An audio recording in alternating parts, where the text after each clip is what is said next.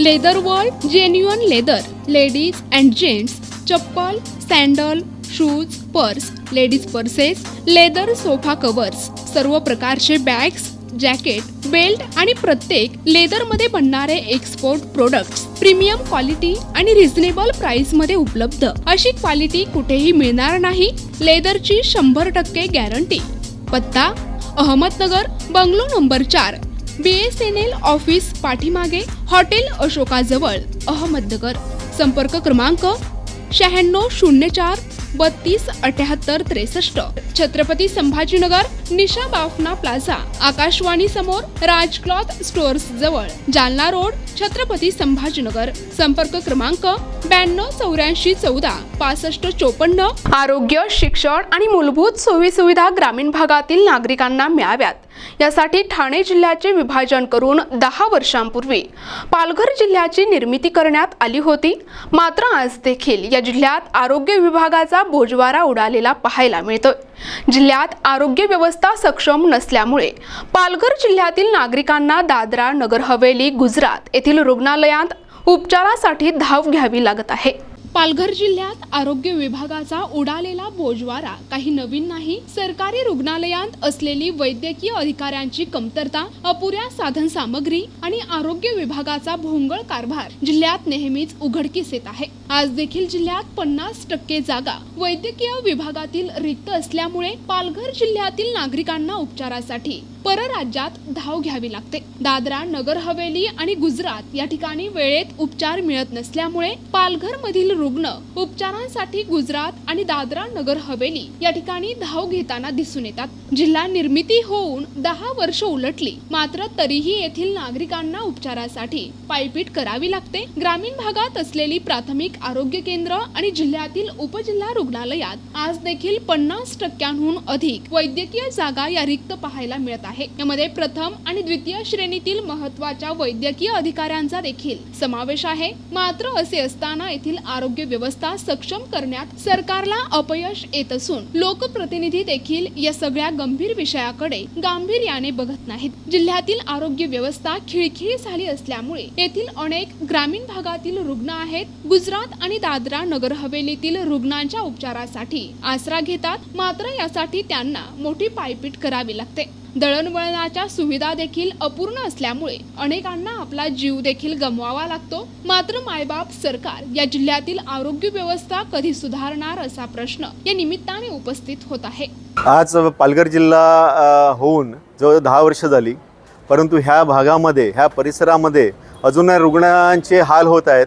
कारण रुग्ण सेवा इकडे अजूनही सक्षम झालेली नाही आहे. सरकारी कुठलंही मोठं हॉस्पिटल इकडे नाही आहे. त्यामुळे डिलिव्हरीपासून ते जी काय ऑपरेशन्स वगैरे करायची असतील तर त्यांना गुजरातमध्ये परराज्यात जावं लागते किंवा मुंबईला जावं लागते. पण तोवर त्याचं ट्रीटमेंट जी होते त्याच्यामध्ये अनेक लोक दगावले जातात आणि अनेक लोक जे तिकडे ॲडमिट होतात त्यांचे नातेवाईकांची फरफट होते, त्यांना तिकडे जाण्या येण्याचा खर्च शिवाय राहण्याचं सगळी सुविधा ह्या उपलब्ध नसल्यामुळे त्यांचे हाल होतात. आपल्या इकडे जर पालघर जिल्हा होताना आपलं उद्दिष्ट होतं की ह्या सगळा जो आदिवासी बहुल समाज आहे, मच्छीमार समाज आहे, भंडारी OBC समाज आहे, हा जो गरीब समाज अजून राहिलेला जो शेतीप्रधान आहे, मच्छीमारीवर अवलंबून आहे, हा समाजाला वरती आणणं किंवा त्याची आर्थिक उन्नती होणं, त्यांना चांगल्या सुविधा प्राप्त होणं. परंतु तसं काही झालेलं नाही. कुठल्या लोकप्रतिनिधीने आतापर्यंत ह्याचा जो पाठपुरावा करायला पाहिजे का शासनाने, राज्य शासन असो व केंद्र सरकार असो.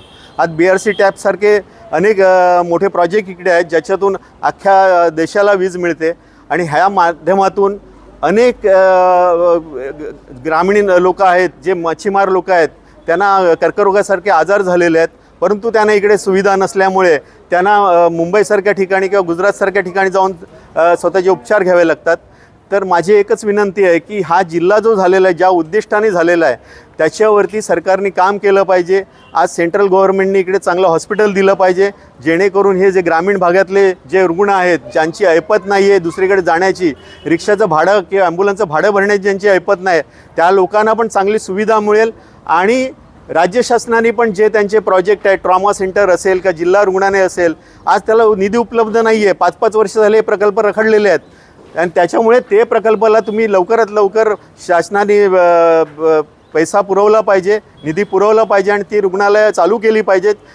हे वास्तव आहे की पालघर जिल्ह्यामध्ये आरोग्याची व्यवस्था ही खूप खिळखिळी झालेली आहे, खूप लंगडी झालेली आहे असं म्हणावं लागेल. खरं म्हणजे 2014ला पालघर जिल्ह्याची निर्मिती झाली आणि निर्मिती ह्या बेसवर करण्यात आली की हा जो आदिवासी बहुल जिल्हा जो पालघर आहे आणि डहाणू, तलासरी, जव्हार, मोखाडा हे जे काही ग्रामीण तालुके आहेत, येथील जनतेला आरोग्याची व्यवस्था सुदृढपणे मिळाली पाहिजे ह्या निमित्ताने ह्या बेसवर ह्या जिल्ह्याची निर्मिती झाली. परंतु आज 10 वर्ष उलटून गेली, परंतु आरोग्याची व्यवस्था ही अतिशय खिळखिळी झालेली आहे. म्हणजे ज्या उद्देशाने सरकारने किंवा शासनाने या आरोग्य व्यवस्थेकडे लक्ष द्यायला पाहिजे त्या पद्धतीने दिलेलं नाही आणि शैक्षणिकदृष्ट्यासुद्धा ते लक्ष दिलं गेलेलं नाही. तरी मी एक विधानसभा सदस्य म्हणून अनेक वेळा हा प्रश्न सभागृहामध्ये आपण उचललेला आहे की या ग्रामीण रुग्णालयांमध्ये जो डॉक्टरांचा अभाव आहे ते डॉक्टरांची भरती झाली पाहिजे, इतर जे कर्मचारी आहेत त्यांची भरती झाली पाहिजे, परंतु ते होताना दिसत नाही. त्याचप्रमाणे जी काही औषधं ह्या ग्रामीण रुग्णालयामध्ये आहे त्याची सोय व्हावी, ही सुद्धा औषधं उपलब्ध नाही. लोकांना दुसऱ्या मेडिकलमध्ये जाऊन ही औषधं आणावी लागतात, अशा प्रकारची परिस्थिती आहे. NTV news Marathi, Palghar.